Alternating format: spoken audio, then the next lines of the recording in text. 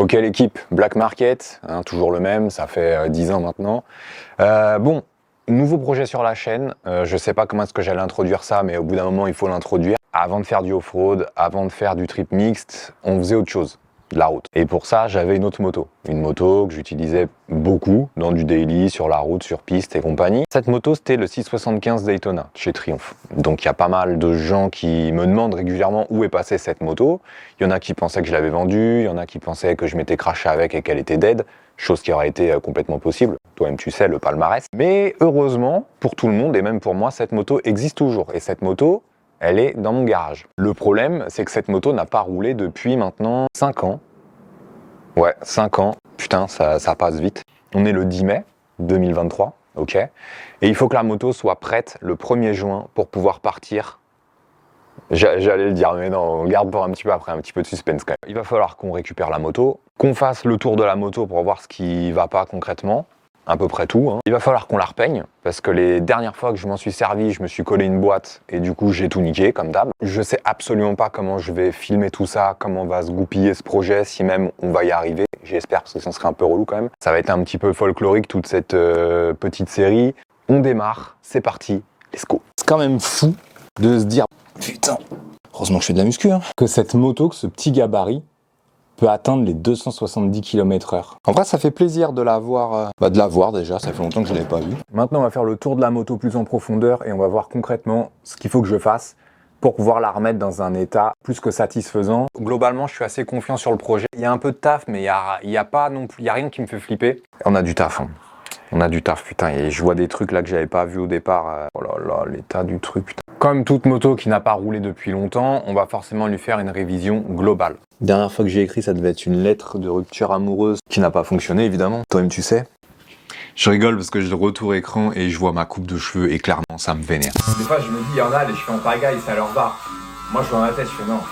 Je peux même pas jouer sur ça va pas, mec. Arrête de chercher des excuses, c'est bon. Va te couper les cheveux. Et en plus, c'est un poteau. Et en plus, c'est un poteau. C'est pas le mec, je le connais, je peux pas là, je peux l'appeler pour essayer de dégo un truc. Non, non, il n'y a pas d'échappatoire.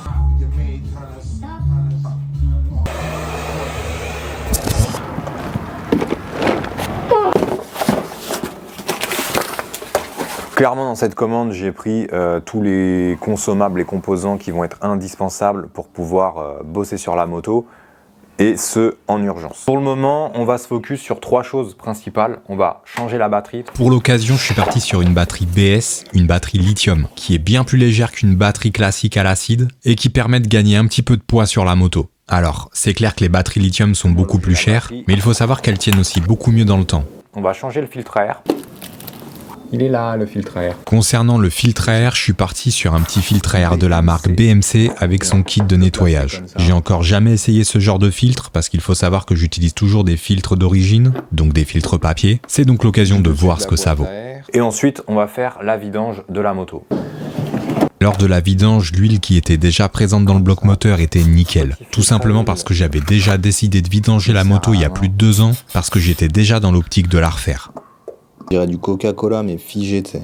Et l'huile qui était présente dans le moteur, malgré le fait qu'elle n'ait pas tourné, a forcément dû se charger en eau. D'où le fait qu'on la revidange, malgré qu'elle paraît neuve. Ensuite, il va falloir qu'on purge le liquide de refroidissement. Tu vas voir que juste en ouvrant le bouchon, c'est pas joli quoi. C'est du Motorex qui est dedans, c'est pas le bon flacon mais c'est pas grave, on s'en fout, hein. Peu importe le flacon pourvu qu'il y ait l'ivresse, lol. Même histoire pour le liquide de refroidissement. On vidange l'intégralité du circuit de refroidissement de la moto. Ça devait être serré à 1 kg je pense. De 0,9, ce qui fait 900 grammes. Ce petit claque qui fait plaisir. Tac, tout est vide. Pour le coup, je pars sur du Motorex. Je sais d'avance que c'est du très bon liquide de refroidissement parce que c'est déjà ce que j'ai dans le 690 depuis plusieurs années maintenant. On va également en profiter pour mettre un petit coup sur l'ensemble de la partie cycle de la moto. Je sais ce que tu es en train de te dire. Il est quand même vraiment stylé son t-shirt. Et effectivement, il est vraiment stylé. Si tu veux choper le même t-shirt que moi, store.blackmarket.fr. Toi-même tu sais, tu connais l'adresse. Et voilà. Tu l'auras en noir, en blanc. Toi seul peux faire ce choix si crucial et difficile. Autre chose très importante que l'on doit faire sur le 675 Daytona, c'est de purger l'ensemble du système de freinage. Ça n'a pas été purgé depuis 2016, soit quand j'avais déjà repeint le cadre ainsi que les carénages du 675 Daytona, donc autant de dire qu'elle en avait vraiment besoin. De toute façon, ça se voit rien qu'à la couleur du liquide de frein au niveau des bocaux. Une bonne purge du frein arrière ainsi que du frein avant devrait lui faire le plus grand bien. Ok. On a purgé le frein arrière et bien évidemment, on passe maintenant au frein avant. Les freins avant, c'est chiant à purger là, avec le double étrier. Mais bon, il faut le faire. Ce serait dommage d'arriver en bout de ligne droite et de pas pouvoir s'arrêter, quoi. Et qui voilà. Je procède exactement de la même manière pour le frein avant et le coup de chiffon que tu m'as vu mettre sur les disques, c'est du nettoyant frein, ce qui me permet de nettoyer les disques et d'être sûr qu'il n'y a pas de résidus de dot 4 dessus, ce qui viendrait complètement exploser les plaquettes de frein et je serais obligé de les changer en fait. Ok, putain, non, en fait, elles sont bien. Hein. Elles sont pas neuves, mais elles font encore au moins 5-6 000 facile, quoi. Concernant les plaquettes de frein, j'avais pris une paire de plaquettes Celbrex au cas où je devais les changer. Mais en démontant les étriers, je m'aperçois que les plaquettes sont encore bonnes. Ce sera suffisant pour le trip que j'ai à faire là, donc je les change pas pour le moment, mais par contre, je les changerai au retour. On va passer à la partie peinture. Et pour ça, on va aller chez un autre ami à moi, le père d'un ami d'enfance à moi qui s'appelle Michel. Ancien mécano Formule 3, Formule 2, Formule 1, restaurateur de voitures de collection, en tout genre, que ce soit des Ferrari, des Lamborghini, des Anglaises. Il y a quelques années, tu as peut-être déjà dû voir passer une vidéo sur une restauration d'une Martini MK7 de 1971. C'était cette personne-là qui l'avait faite. Mais c'est une vidéo que j'avais faite il y a quelques années. Je pense que c'est un truc qui peut vraiment t'intéresser parce que c'est quelque chose qui mérite d'être vraiment vu. C'est des métiers qui sont, j'allais dire, voués à disparaître. Je sais pas, mais en tout cas, c'est rare de voir des gens faire ça dans des conditions comme ça, avec une précision comme ça et de remettre au goût du jour des voitures d'époque comme ça. Enfin, c'est juste incroyable. Et je pense que je la reposterai sur Instagram. Donc, si jamais tu veux voir ça, n'hésite pas à venir me suivre sur Instagram. Donc, comme je disais, on va maintenant passer à la partie peinture et on va s'occuper de tous les carénages du 675 Daytona.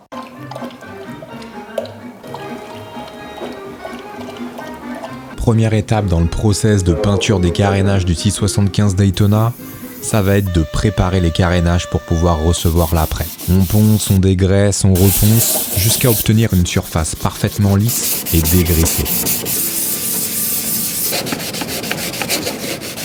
Une fois que tout ça c'est fait, Michel prépare l'après et va pouvoir apprêter la totalité des carénages. Il faut savoir que les carénages que j'utilise sur la moto sont de vieux carénages. Ce sont des carénages d'origine, mais ce sont des carénages avec lesquels j'ai beaucoup roulé et où je suis beaucoup tombé. Ils ont déjà reçu pas mal de mastic et ont surtout déjà été repeints plusieurs fois. C'est pour ça qu'il y a pas mal de boulot dessus pour pouvoir les rendre à nouveau exploitables. On va d'ailleurs utiliser un après garnissant qui, une fois sec, va être reponcé en utilisant une certaine technique, ce qui va permettre de relisser l'intégralité des carénages et obtenir la surface la plus plate et lisse possible. Pour lisser l'ensemble des carénages, on va maintenant appliquer une espèce de poudre noire que l'on va ensuite devoir reponcer avec une cale. Au moment du ponçage, le but c'est de faire disparaître cette poudre noire.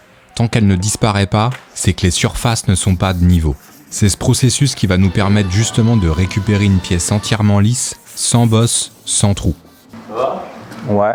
Celui où il y a des trous trop gros là, tu cherches pas à aller... Bah lui, c'est ce que j'ai voilà, fait justement. Tu laisses comme ça. Là par contre, tu vois, ça c'est une grosse bosse. Bah non, là c'est pas trop mal, tu le laisses comme ça. Là ça va, je vais recharger dessus moi. Ok. Au moins je vois où je vais comme ça.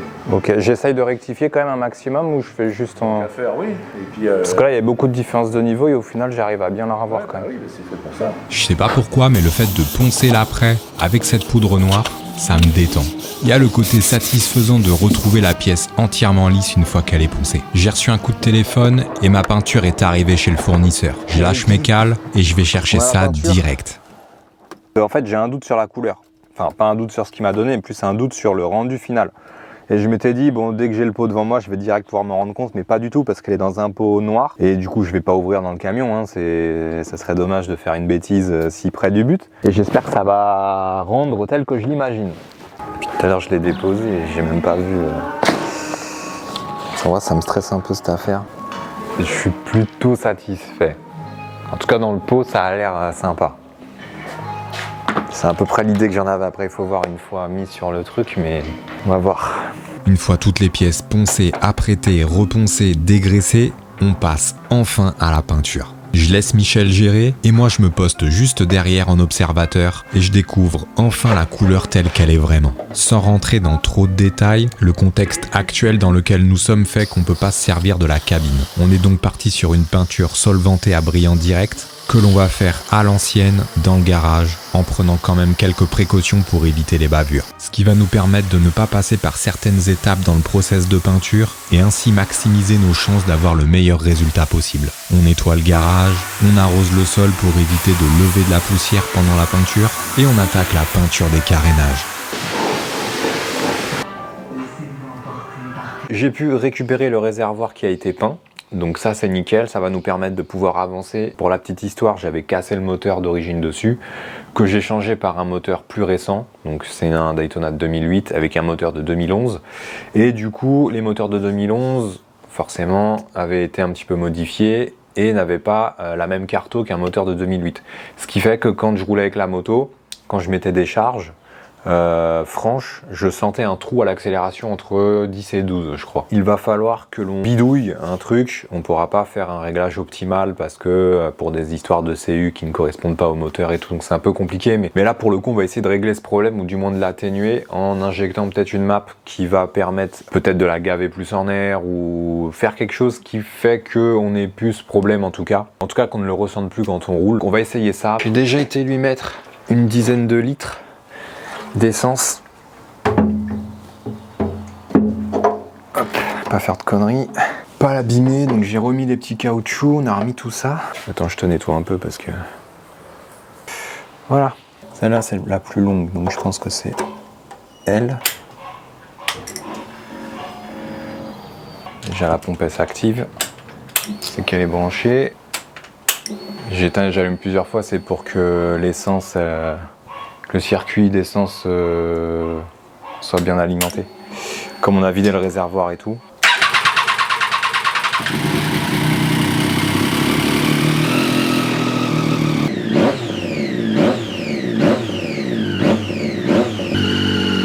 Ok, fait pas trop chauffer pour le moment. On coupe, on laisse redescendre tranquille. Après son premier démarrage, je fais un nouveau contrôle du niveau d'huile ainsi que du liquide de refroidissement.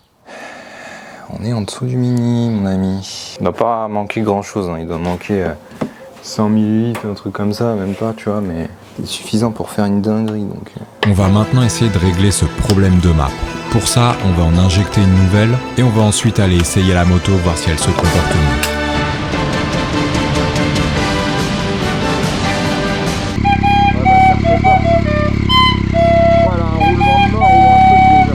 Je suis bien arrivé chez Jérôme de chez Outback Motors et j'attaque direct la moto.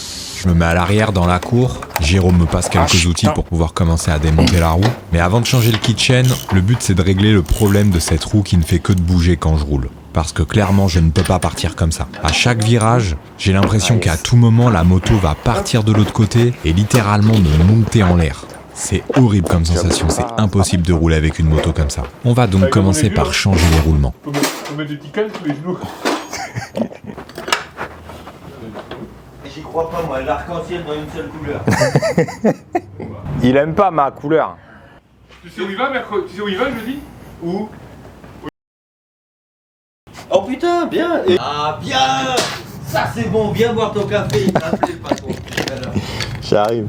La bague qu'il y a là-dedans, elle se récupère, rassure-moi là. Ouais, si, ça se récupère. Heureusement qu'il n'y a pas de la foi dans la vie. Si, mais ça, je le laisse, ces trucs-là. Parce que les gens, quand ils me voient faire, ils se disent « Putain, mais il va jamais y arriver. » Les choses avançaient plutôt bien. Là, j'en étais à l'étape où j'allais remonter les roulements dans la couronne ainsi que dans la roue, jusqu'à ce que Jérôme me pose une question et vérifie par lui-même quelque chose qui va, comment dire, transformer cette situation ultra cool en quelque chose de beaucoup plus stressant. À tel point que durant les premières minutes de réflexion, je me suis dit qu'en fait, c'était cuit. Je pourrais pas partir avec cette moto. Il est comment le roulement? Non, je sais pas. Ça va suffire ça? Couronne extérieure. Et la roue? Le petit soupir de Jérôme à ce moment-là, j'ai tout de suite su qu'elle allait avoir un problème beaucoup plus grave que ce que je pensais et que ça risquait de compromettre les choses. Jérôme a checké mes roulements et en fait, ils sont pas du tout morts. En allant vérifier ma roue, on s'est rendu compte qu'en fait, c'est la roue arrière du 675 Daytona qui est littéralement cassée. Changer les roulements ne va ne servir absolument à rien. En gros, j'ai plus de roue arrière, ce qui fait que je peux plus rouler avec la moto en fait. Tu vas chercher ta jambe. Bah j'y ai pensé, mais l'heure, il est midi. Hein. Moi il faut que je finisse une moto avant de partir. T'as pas un gros scoot? Je sais pas si ça bouchonne. Qu'est-ce que j'ai comme scoot là Sinon on t'emmerde pas, je prends la caisse. Hein. Bah oui, parce que ça arrive de mal rouler. C'est juste pour les bouchons, pour c'est ça. optimiser quoi. Non, tu peux laisser la moto avec le top case. Bah nickel. Bon, attends, je me lave les mains. Normalement je l'ai. Hein. Après avoir eu un gros moment de bad en me disant que c'était foutu, je me suis rappelé qu'en fait, normalement, au fond du jardin, il doit me rester une paire de roues de 675 Daytona. Putain, les histoires quoi. Du coup, je vais taper un aller-retour à la maison, récupérer la jante arrière, la ramener au garage et la remonter sur la moto. Voilà, ah oui, Bon, effectivement, on rigole beaucoup au garage, mais ça n'empêche pas qu'on soit quand même hyper efficace. Et surtout, un truc hyper important, ça m'empêche pas de prendre pas mal de conseils de Jérôme et de tous les gars qui sont chez Outback Motors, parce que c'est des mecs qui ont quand même de la bouteille en moto, qui ont fait pas mal de choses, que ce soit en mécanique, en course.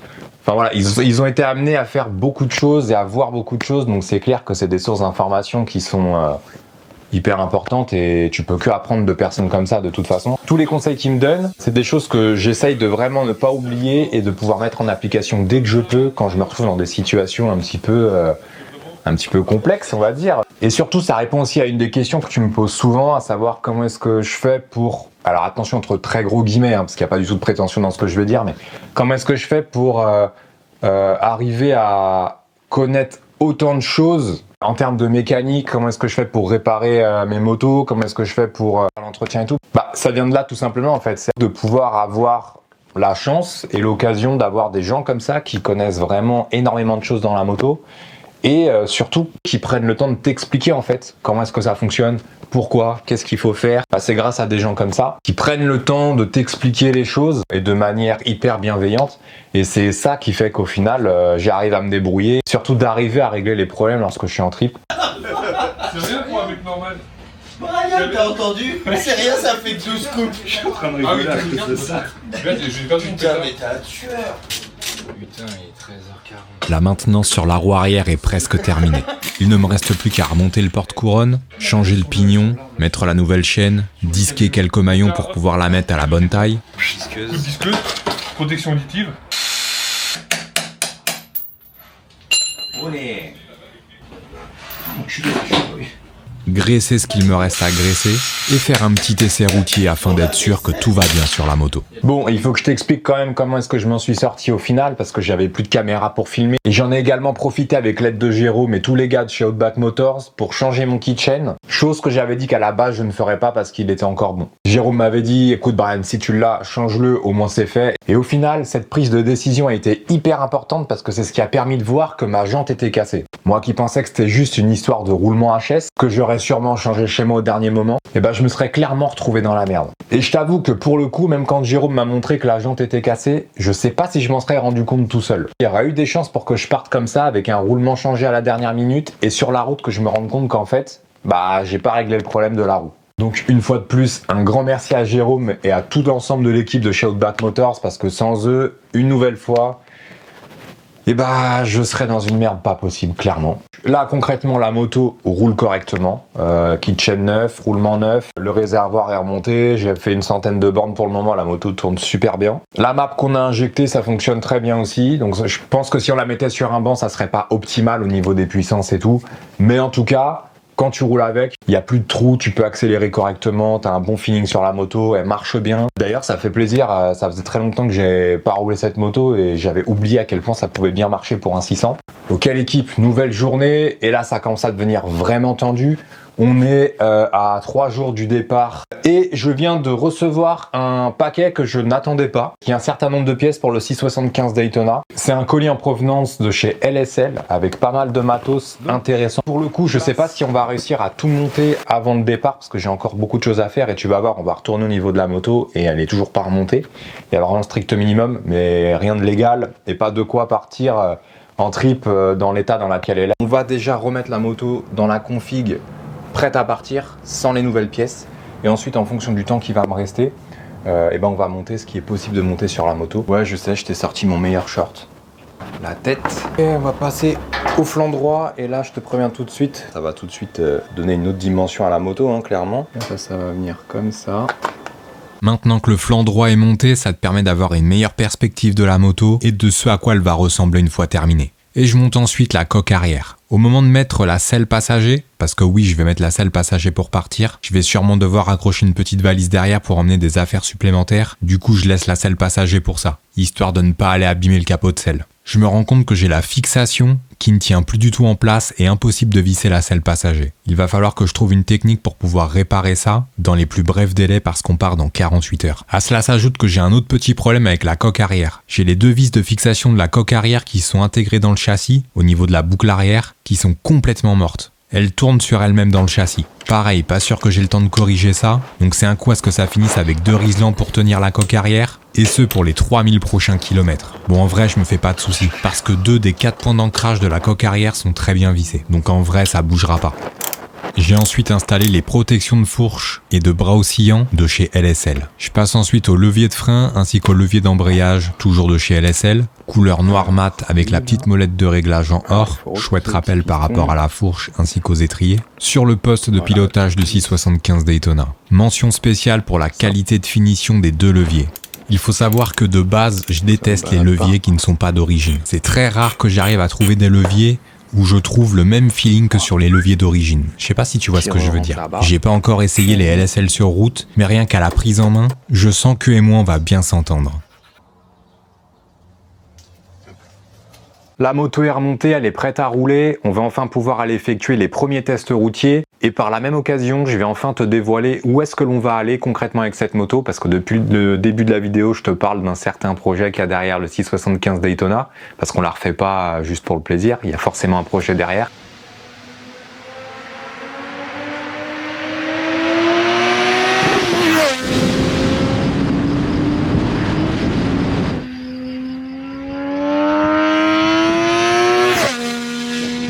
C'est une sensation unique. Je connais rien de plus grisant.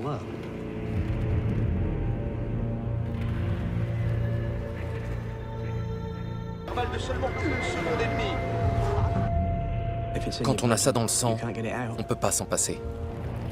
Il en faut toujours plus.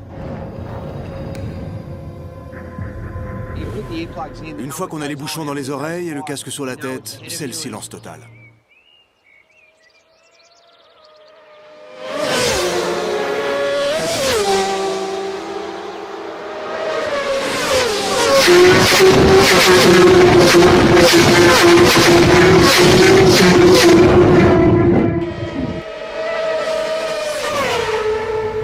On n'affronte pas les autres pilotes, on affronte le circuit. Le trophy est la course la plus intense qu'on puisse connaître. C'est génial. Ça se joue à une fraction de seconde. On est conscient du danger avant de monter sur la moto. Au moment du départ, quand on regarde la route devant soi, on a plein de choses qui nous traversent l'esprit. On angoisse. Mais dès que le signal du départ est donné, on met les gaz et tout ça disparaît. Une fois qu'on est lancé, le bruit, le vent, l'effort physique... Les pilotes peuvent atteindre les 320 km/h sur des routes où chaque virage peut constituer un danger mortel. Entre 1911 et 2010, 231 pilotes ont perdu la vie sur ce circuit impitoyable. Je vois qu'on sort le drapeau damier. Je vois venir Jan Hutchinson qui remporte la course. Gagner les 5 courses du Tourist Trophy. C'est extraordinaire. Le jeune pilote de 30 ans vient de réécrire l'histoire de l'un des plus grands événements motocyclistes du monde.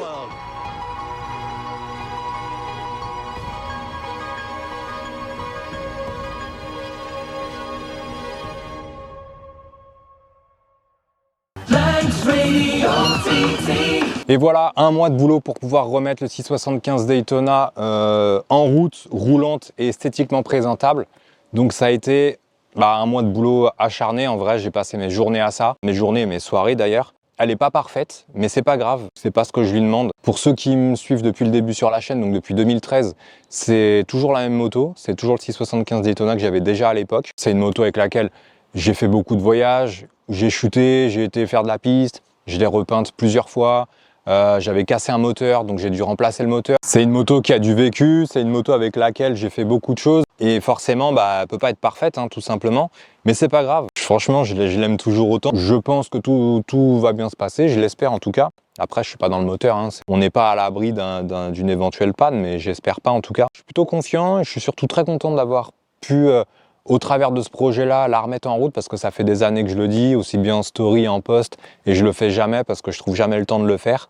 Et là, forcément, le fait d'être invité par Westerobike à aller au Tourist Trophy, c'était l'événement parfait pour pouvoir la remettre en route. En tout cas, j'ai hâte d'y être. Je suis très curieux de voir comment est-ce que ça se passe parce que c'est quelque chose qui m'a toujours intéressé. Et là, j'ai l'occasion d'y aller, donc forcément, tu te doutes que ça régale, hein, tout simplement. Et bien évidemment, j'emmène aussi mes caméras, donc la grosse, les GoPro et tout. On va filmer tout un tas de choses, tout l'événement en fait, tout simplement. Pour le coup, je sais pas du tout comment est-ce que ça va se passer, quelle sorte d'image je vais pouvoir avoir.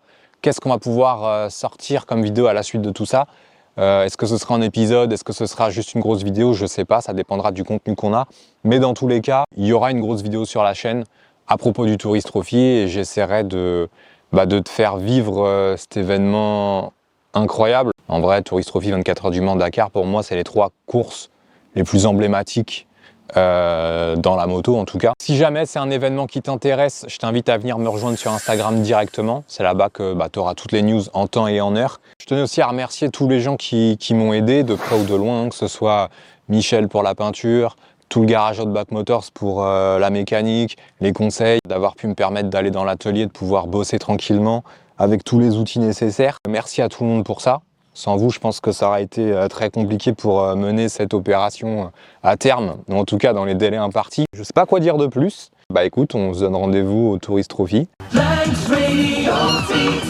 Si jamais tu veux choper les nouveaux textiles Black Market, nouveaux t-shirts de la collection Style Exploring en blanc ou en noir, que j'ai d'ailleurs sur moi, putain, quelle coïncidence, incroyable, avec du coup l'illustration dans le dos, je t'invite à passer sur la boutique store.blackmarket.fr. Paire de chaussettes, t-shirts, pulls, itinéraire de voyage bien évidemment. Tout est disponible là-bas, donc si jamais tu as envie de faire tes courses, n'hésite pas. Moi je te laisse là, faut que je finisse de préparer mes affaires, j'enfile mon casque, mes gants, je démarre le 675 et on trace direction Caen pour aller choper le ferry, pour ensuite se rendre directement sur l'île de Man. Let's go!